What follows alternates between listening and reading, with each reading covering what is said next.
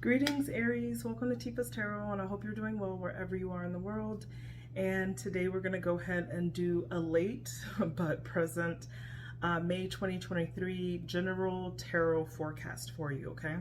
So in this reading, we're going to go ahead and just take a look at what you're focused on, what your actions are, what you need to release or try releasing this month, and how you can enjoy yourself, okay?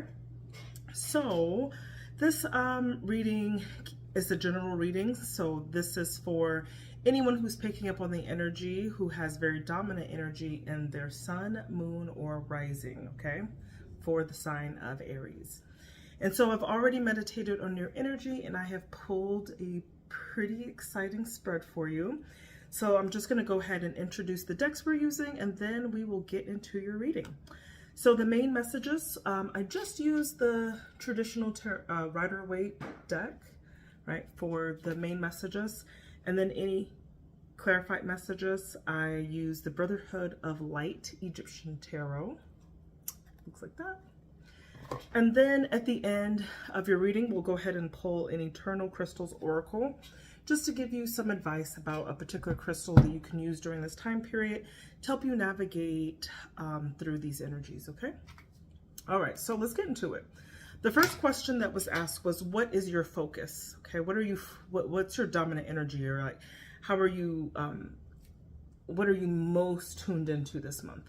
And so what I got for you, there's something that is a very big win in your life. I see you feeling very confident, very passionate, bold even, right?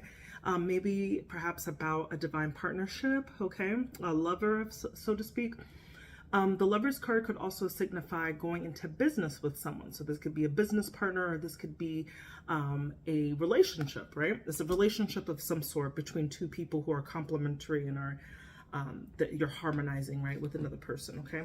And this might have been a long time in the making, all right? With the 10 of Wands can indicate that there have been perhaps some persisting struggles. It wasn't easy to get there. There was a lot of burdens, a lot of responsibilities that you had to go through in order for this partnership to materialize to what you wanted it to be.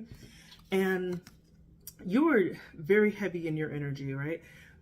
A lot of the reason why this partnership has materialized is due to you and the energy and the work that you put into creating this and stabilizing it and using your fire to make that molding for what the relationship is, okay? So this is the Emperor card, which is actually the card of Aries as well, okay? It correlates with the Aries card. And then once again, we have a 10 of Wands. So this is this to me clarifies, because this is two different 10 of Wands and from two different decks. So I would say that this is a double confirmation that really reiterates to whoever I'm connecting to that you put a lot of work in it. You were almost like exhausted to the point of like just giving up on it, but you didn't. And things aligned, right? They ended up just going where they needed to, okay?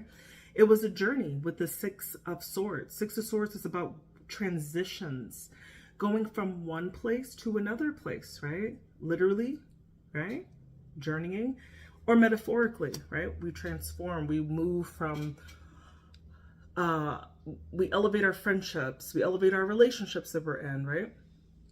Or sometimes degrade, but this is a transition, moving from one kind of relationship to another, I'd say, okay?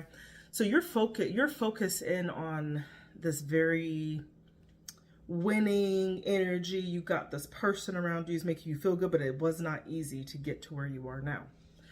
So what your focus is on, your focus in on really starting something new, right, with this person. This is Ace of Cups. Ace of Cups is a new start, about some emotional affair, right, that you have undertaken.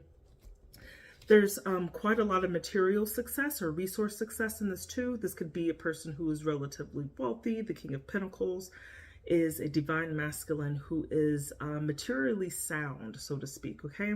But this could be the energy that you are both collectively compromising. This could be you, okay? And I see, right, we've got the 7 of Swords in reverse. So this, when it's like this, it means that there's some trickery or dishonesty, When it's the opposite or reverse, it means getting out of that, or deciding to really just kind of be honest. Okay, putting down, like laying all your cards on the table and not holding anything back, right? And I see you doing this in a new way, and it might have something to do with, like, for example, this is just what came to my head. If you have elevated a partnership, so to speak, okay, and let's say you guys go from talking to each other to moving in, okay, so now you're in the process of doing that. That King of Pentacles is you talking with this person just about how you are going, like, what are your resources together, pulling that together. It's a new start. You guys are like combining with each other, and you're being totally forthcoming and honest about it. And when you do, you might even discover that between the two of you, there's a lot more money than you even realize. Like, maybe that was a conversation you never had with this person before, and now you have, and you're realizing that you guys are, like, together, you are a magnificent, abundant pairing, right? So that it gives me this kind of energy, and honestly, it's wonderful. I think it's calling you to kind of grow up. There's something that's awakening in you. You're being called with this partnership to do something that's bigger than you, or that's aligning you with that's in your highest good, okay? Once again, it's a win. We got another confirmation here with the Six of Wands. So you're definitely acting, if thoughts were ways that we could channel our losses or success, you are thinking just about winning. You're trying to manifest that idea of doing that, okay? And it's bringing you a lot of happiness. I see you purposely choosing to be happy, right? With the Six of Cups.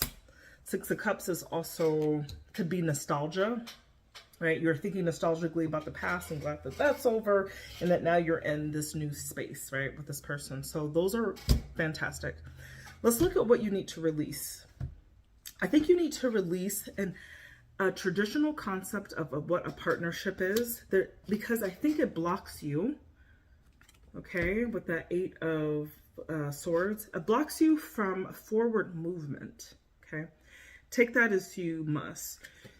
Sometimes we can't get bogged down with what the status quo of correct is. You have to go by kind of what's in you, what is speaking to you. So I see when this is in the release position, the Hierophant, when that is in the release position, I feel like there could be an ideal that you have, that things have to work in this order, and like you're realizing that they don't, okay? Or you need to just release that obsession of the idea that things have to be in that kind of order, okay?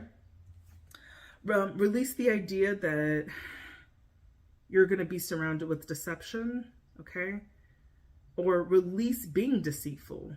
Take that as you must, okay? That Seven of Swords is all about trickery, or just like having cunning ways. Release that. If you know that that's something that you do, that you can have the tendency to manipulate your way into your outcomes, try to release doing that. It's not good for our like social development and our overall character, right? I don't know if you need to release the idea of anybody in the mix. We got the Three of Cups in reverse. This is unconventional relationships, or toxic friendships. Release that. Release partnerships that are not serving you for your highest good. If you're getting a nudge about someone in your inner circle who you just kind of feel like it's not really there for you, listen to that, okay? And also with that, the Nine of Swords, pay attention to the things that make you anxious or nervous. Pay attention to those. I think, especially if it's regarding a person, this is all about having anxiety. Anything that is giving you this, reduce your exposure to it. Okay, that's what you need to release. And finally, how can you enjoy yourself? Enjoy yourself by sticking up for yourself. You are a very enigmatic, fiery sign, Aries, and I know that you don't have any problem with that, but don't feel bad about that this month. Stick up for the things that you believe in. Also tell people to mind their own business. You got the moon here. Everything does not need to be known to everyone at all times, right? Allow others to have to guess about you. You don't need to release everything, right? With that Hermit in reverse. Okay. Don't overshare. Keep boundaries up. This is what I'm hearing. And I think you can enjoy yourself by not getting people involved in any issues that you may currently have, okay? Enjoy yourself by releasing and transforming what was into what is. Make peace with that. Have fun with that. The death and transformations are not always, that's not a negative card at all. Okay. Be fruitful. And then, of course, think on your highest good as well. All right, Aries, those were your messages.